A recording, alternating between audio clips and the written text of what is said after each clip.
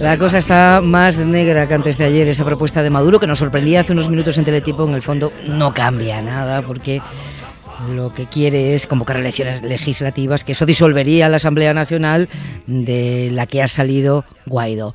Roger Torrent, presidente del Parlamento de Cataluña, muy buenos días, buen día. Buen día, buenos días. Bienvenido a la cadena SER. Muchas gracias. Me gustaría saber su opinión sobre lo que está ocurriendo en Venezuela.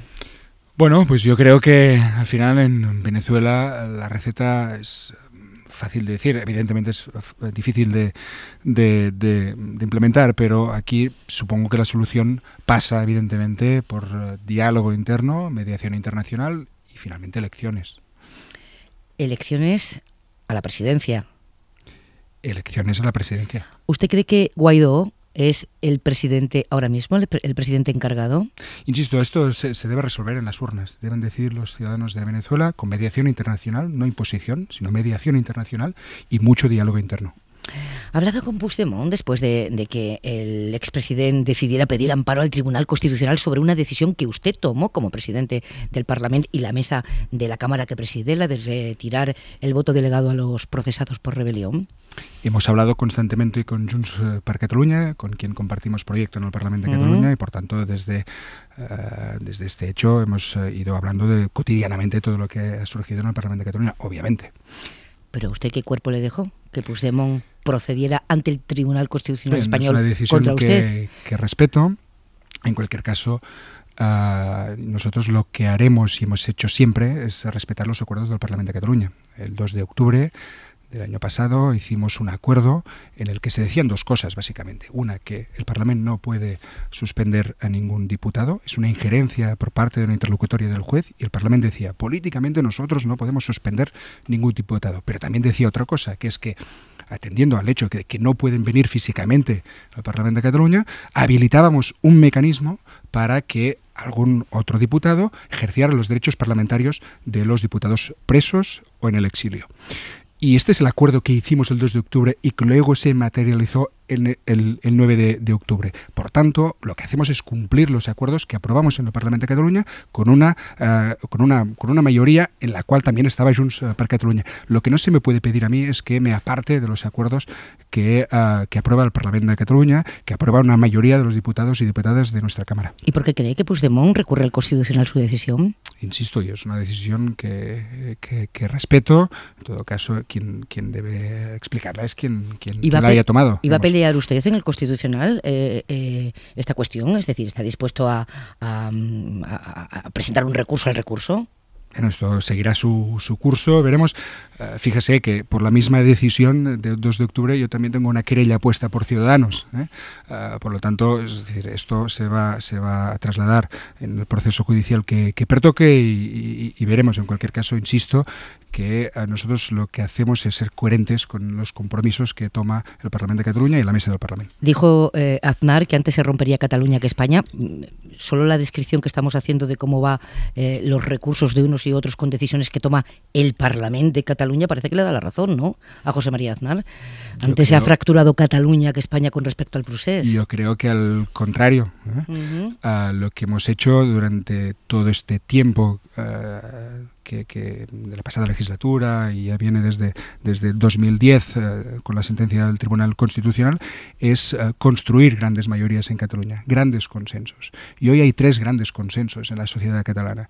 Uno, acerca del fin de la represión. Los catalanes y las catalanas no queremos más represión, no queremos presos políticos, no queremos exiliados. Hay otro gran consenso alrededor de que la solución debe ser democrática, la solución al conflicto debe ser votada.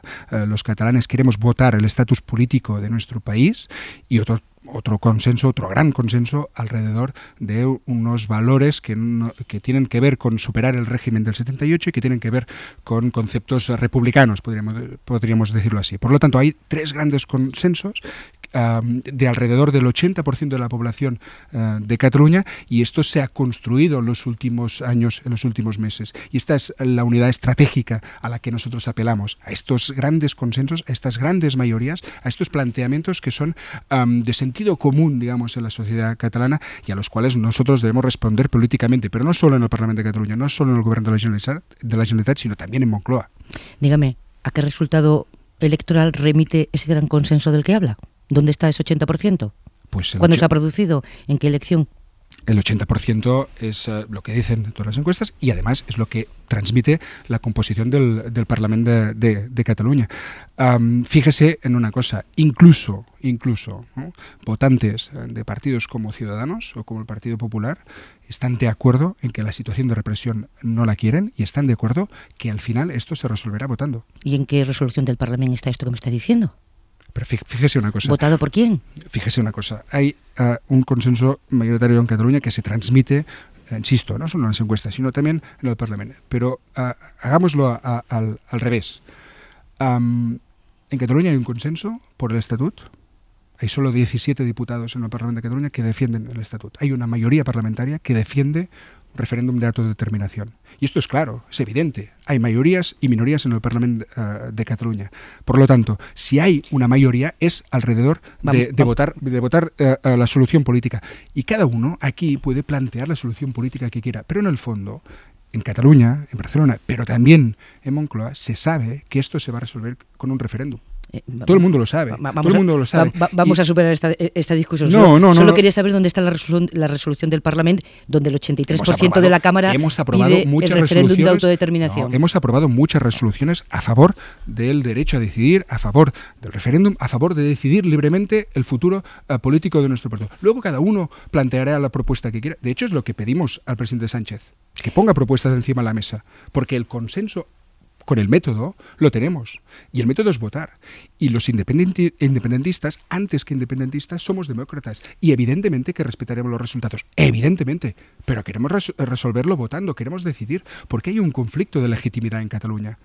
El Tribunal Constitucional, con la sentencia del Estatut, rompió el vínculo entre la legalidad y legitimidad. Y hoy en Cataluña hay un problema de legitimidad. ¿Y cómo se resuelve la legitimidad? Pues volviendo a preguntar el pacto social, volviendo a plantear las urnas, volviendo a decidir cómo queremos vivir, en qué marco queremos vivir. Vamos a superar esta conversación circular porque los catalanes votaron hace un año. Esas elecciones no valieron de nada, ¿no? No, esas elecciones lo que dijeron es que hay una mayoría independentista en el Parlamento de Cataluña. Incluso con las circunstancias en las que le hicimos. Le recuerdo que el presidente de mi partido, el candidato, estaba en la cárcel. Le agradezco la precisión en el Parlamento, no en votos, como usted sabe muy bien. ¿Cómo está Junqueras? Pues está muy fuerte. Le querían callado, le querían que abandonara sus compromisos y sus principios y encontramos un Junqueras que está justo al contrario, más fuerte y más determinado en defender su posición política. La cárcel no la ha cambiado en absoluto. Estamos interpretando bien todos los periodistas que lo que le dijo a Le Figaro es Puigdemont se fue y yo me quedé aquí y estoy pagando por quedarme. No, lo que dijo Junqueras es cuál era su decisión personal. ¿Es el negativo de la foto? Mire, fíjese una cosa, mi partido tiene su presidente en prisión, en la cárcel, y su secretaria general en el exilio. Exilio y prisión son dos caras de la misma moneda, de la moneda de la represión. Y las situaciones son muy graves y muy difíciles personalmente y políticamente en ambos casos, en la cárcel y en el exilio. El propio abogado de Joaquín Forn ha reconocido que a los políticos que están encarcelados preventivamente les ha perjudicado que Marta Rovira huyera un día antes de comparecer al Supremo, porque claro, permite que el juez sostenga eso de reiteración en el peligro de fuga, ¿no? ¿Pero la justicia se aplica colectivamente o se aplica caso por caso? No, yo digo lo la que ha dicho el abogado. Justicia, si es justa, se aplica caso por caso y debe responder a la casuística y a la situación de cada uno de los procesados. ¿Habrá listas unitarias en las municipales o no? Lo que habrá o lo que tiene que haber es unidad de acción, que no se debe confundir con uniformidad. ¿Y eso son listas separadas o Esto quiere decir que yo creo que debemos proteger la pluralidad ideológica del independentismo, del republicanismo, que quiere decir que debemos fomentar, porque es una riqueza, los matices ideológicos que hay en el movimiento independentista, qué es lo que nos han hecho avanzar, qué es lo que nos han hecho crecer. Y si nos han hecho crecer, pues evidentemente debemos mantener la receta, porque es la que nos permite dialogar de tú a tú con muchos ciudadanos que tienen una ideología u otra, pero que en cualquier caso queremos de alguna manera sumar al proyecto republicano. ¿Qué ha aprendido en este tiempo, Roger Torrent? ¿Qué hemos aprendido todos? Estamos un año después de aquel otoño catalán, el otoño de la ruptura, en fin, pagando precios cada uno de una manera por lo que ocurrió. ¿Qué ha aprendido? O sea, ¿cómo mirar al futuro? ¿Cómo mirar? El otoño de las urnas, el otoño de la democracia. lecciones hay muchas. La primera es que hemos visto que el Estado está dispuesto a todo con tal de mantener la unidad del Estado. Y esta reflexión o esta lección no solo atañe a los independentistas, sino creo que atañe al conjunto de los demócratas españoles.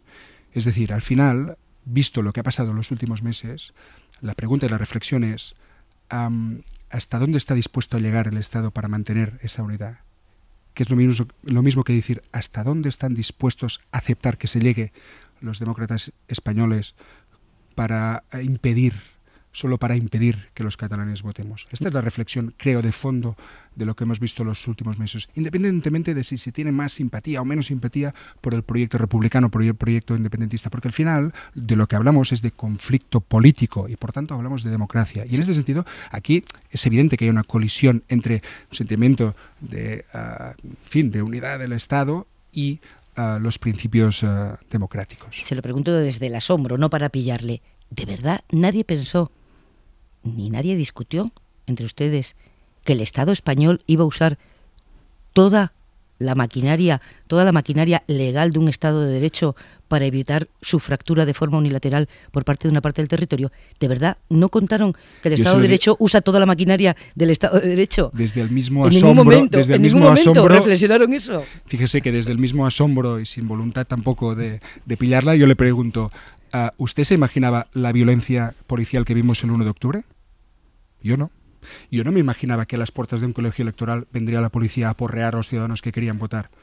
Más incluso cuando desde 2005 se despenalizó expresamente la celebración de un referéndum.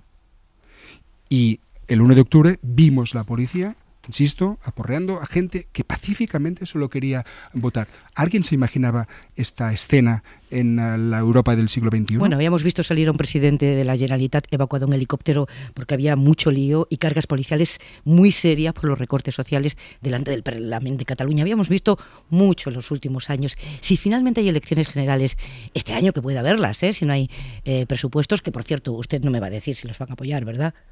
Sí, es evidente, como hemos dicho hasta hoy, que si no hay movimientos por parte del presidente Sánchez, Esquerra Republicana va a presentar una enmienda a la totalidad.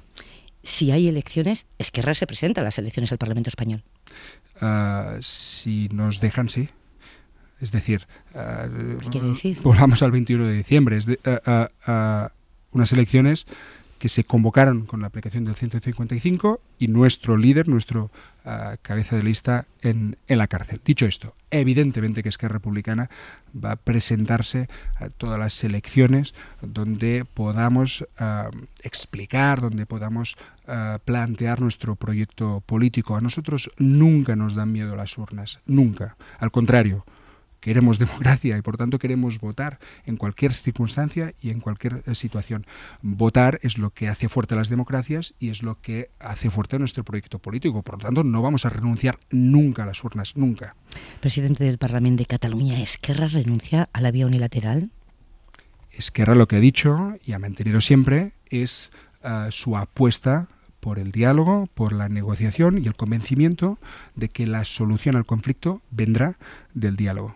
Le agradezco mucho la concesión, no sabe cuánto, porque tengo más preguntas y mis compañeros también. Vamos a hacer una pausa y seguimos hablando. Así que abro la mesa a Luis Alegre, Mariola Urrea y Enric Juliana para que dialoguen con el señor Torrent. Enric, tú el primero. Sí, muy buenos días, señor Torrent. Buenos días.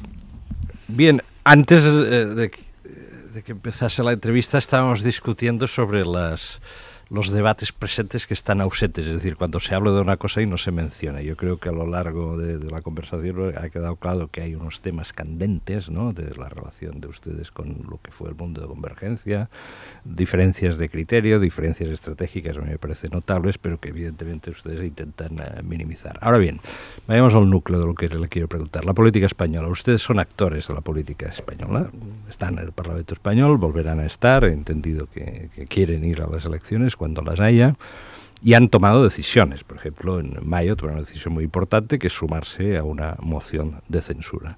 Creo que en el independentismo catalán en estos momentos hay una discusión, y también implícita, que algunas veces toma una cierta claridad, que es la siguiente: ¿qué es lo que le conviene más al bloque soberanista catalán? la situación derivada de la moción de censura, es decir, el actual gobierno, no voy a decir la actual mayoría parlamentaria, pero no está claro que hoy exista una mayoría parlamentaria, pero el actual escenario, o un otro escenario que ya tiene visibilidad, que es la alianza en Andalucía, un escenario percutido por Vox. ¿Usted qué cree que le interesa para los próximos tiempos a Esquerra Republicana y en su conjunto al soberanismo en Cataluña? Mira, nosotros nunca hemos sido partidarios del cuando peor mejor, cuando peor peor, en todas las circunstancias. Y por eso, de hecho, nosotros votamos acríticamente la moción de censura que hizo el presidente Sánchez. Y lo volveríamos a hacer, claro, para sacar el partido más corrupto de Europa del poder, para sacar la derecha del poder. Pero hoy estamos en una segunda vuelta, podríamos decirlo así, de esa moción de censura. Estamos en una segunda fase donde debemos plantear de qué va la legislatura y sobre todo cuál es el planteamiento del PSOE y del presidente Sánchez en relación al conflicto en Cataluña. Y hemos puesto dos condiciones muy claras, muy meridianas para aprobar los presupuestos. Movimientos en la línea antirrepresiva y, evidentemente, unos presupuestos sociales. Porque al final de lo que se trata es de hacer política. A propósito de los presupuestos, evidentemente, pero de hacer política, de dar respuestas políticas. Y esto es lo que pedimos al presidente Sánchez. Y lo que a mí me preocuparía, también me preocuparía si fuera incluso votante del PSOE, es si la única alternativa que está encima de la mesa es el miedo a un tripartito de derechas. Al tripartito de derechas y de extrema derecha. Es decir, lo único que se pone encima de la mesa para seducir a eventuales grupos parlamentarios que voten los presupuestos o incluso a la ciudadanía es el miedo a que venga la extrema derecha.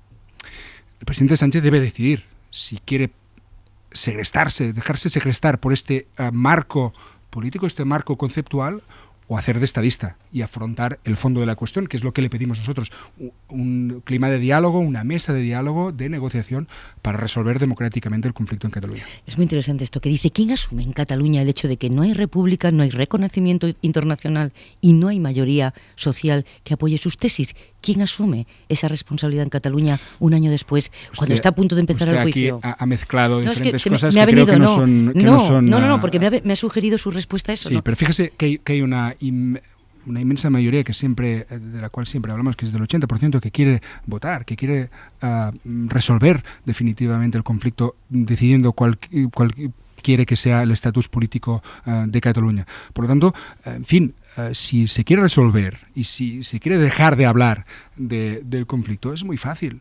Que se pongan las urnas y votamos. Pero es que es así de sencillo. O sea, al final, los conflictos políticos se resuelven haciendo política, no en los juzgados, no en los tribunales, no aplicando el Código Penal. Y este es el planteamiento, es la pregunta que le hacemos al presidente Sánchez. ¿Quiere seguir como hacía el PP?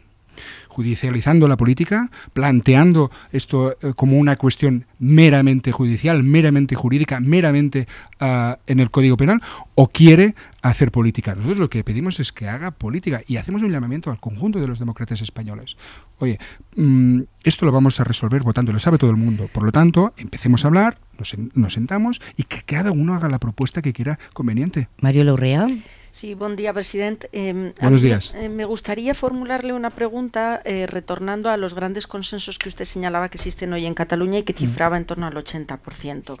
Y por orden de presentación me centraría en el segundo y tercero. Ha hablado de se necesita una solución votada y se necesita una solución post-1978. Mi pregunta es, ese nuevo estatuto jurídico que articularía la relación entre Cataluña y España, que le formulan desde Madrid una actualización del Estatuto de Autonomía, responde a la idea de solución votada y solución que actualiza el marco del 78?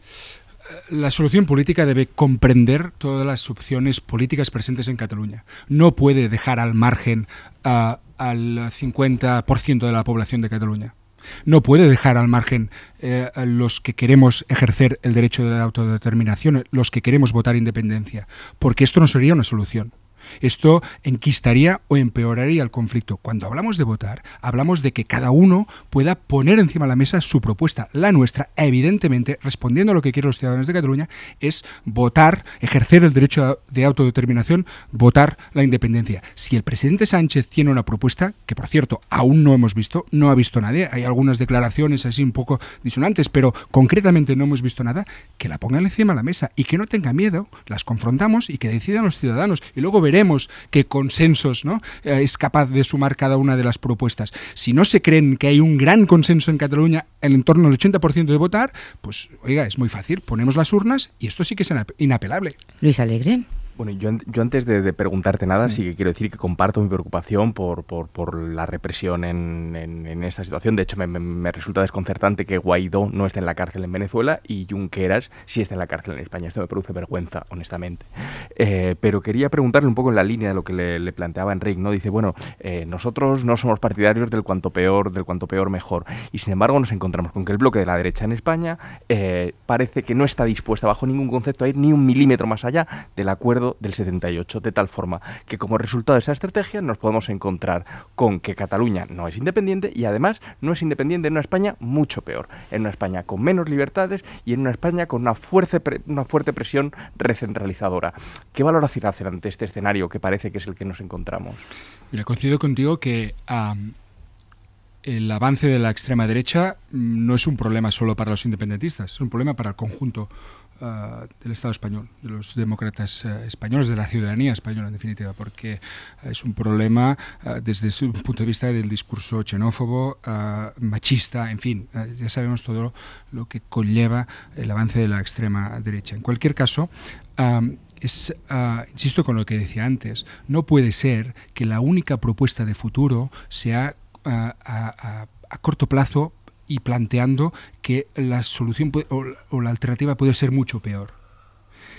Seamos constructivos, hagamos política, pongamos encima de la mesa una propuesta. Y esto requiere, lo sé, valentía. Lo sé. Hay que ser valiente para plantear una propuesta política que resuelva el conflicto de Cataluña. Nosotros somos valientes y estamos sentados en la mesa y queremos hablar de todas las soluciones y todas las posibilidades, pero esto, insisto, requiere que por la otra parte, por la parte del gobierno Sánchez, el presidente, haya también esa valentía proponiendo propuestas de futuro. No solo decir, mira, lo que va a venir es mucho peor, ¿de acuerdo? Lo que va a venir puede ser mucho peor, pero ¿qué propones? ¿Qué propones para solucionar, para saltar esta situación, para que no se enquiste el conflicto, para que no empeore el conflicto en Cataluña? Roger Torrent, yo le agradezco que haya estado esta mañana aquí en la SER. Muy buenos días. Muchísimas gracias.